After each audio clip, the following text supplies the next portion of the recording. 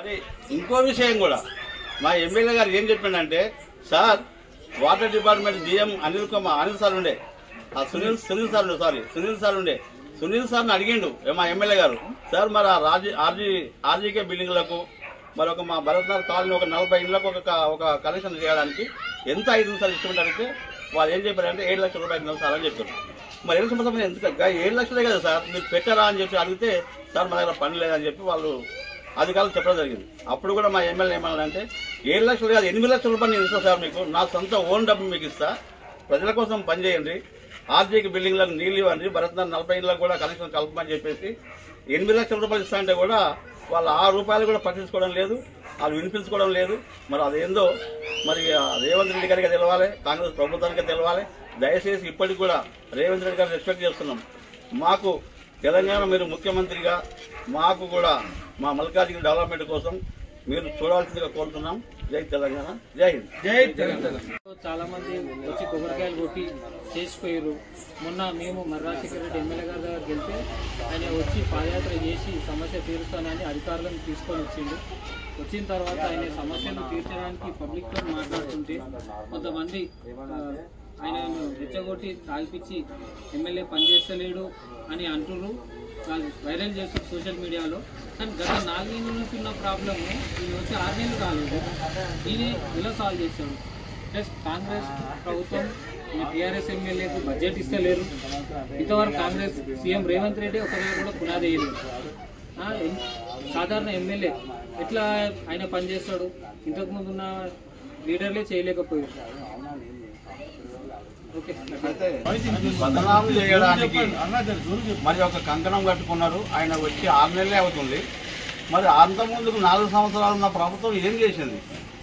మరి ఆ పని చేయకుండా మా ప్రజల కోసం ఆయన గెలిచిన ఎమ్మెల్యే కాబట్టి ప్రజల కోసం నేను పాటుపడుతున్నానని చెప్పేసి మా ఎమ్మెల్యే గారు భరత్నగర్లో వస్తే ఆయన అందరినీ అధికారులతోని ఇన్నేళ్ల నుంచి నేను చూసిన మొదటి వ్యక్తి ఇప్పుడు ఈ రాజశేఖర రెడ్డి ఎమ్మెల్యే గారు.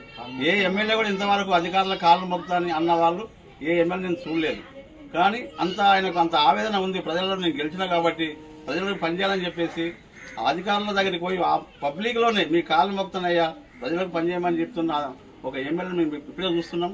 అంత మంచి ఎమ్మెల్యేను మాట్లాడుతుంటే కొంతమంది ఓర్వలేక మరి దాన్ని ఏమనుకుందో న్యూసెన్స్ చేయాలని చెప్పేసి కొంతమంది తాగిపించి మా మీటింగ్లోకి వినిపించేసి న్యూసెన్స్ చేసి దాన్ని ఏదో ఆగమాగం చేసి మీడియాలు తీసేసి వైరల్ చేస్తారు. అది కరెక్ట్ కాదు.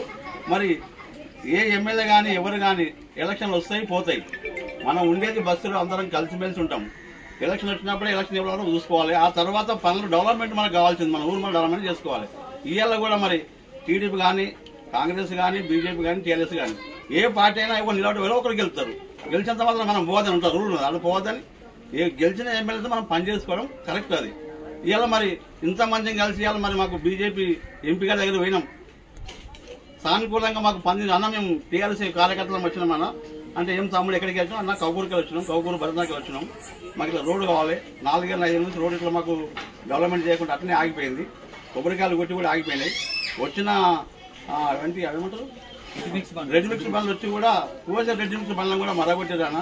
ఇట్లా సంగతి అన్న మరి మీరు దయచేసి మరి మాకు మీ ఫండ్స్లో మీ ఎంపీ ఫండ్లో పెట్టేసి మాకు రోడ్లు డ్రైనేజ్ స్ట్రీట్ లైట్స్ కానీ ఇవన్నీ పెట్టాలని చెప్పేసి మేము అన్నగారికి చెప్తే కదా ఈటల రాజేంద్ర గారు చెప్తే ఆయన సానుకూలంగా స్పందించాడు. అరే ఆయన కూడా మాకు ఇదే మాట చెప్పాడు, తమ్ముళ్ళు ఎలక్షన్ అయిపోయింది 5 ఏళ్ళు ఇక మేము ఉన్న వాళ్ళే ఉంటారు, మీకు కావాల్సిన డెవలప్మెంట్ కావాలి, మీరు ఆ ఎమ్మెల్యే ఏఎమ్మెల్యే అని చెప్పి అనుకోవద్దామని మీరు రాండి, నేను ఖచ్చితంగా మీకు ఏం కానీ మేము చేసి పెడతా అన్నాడు.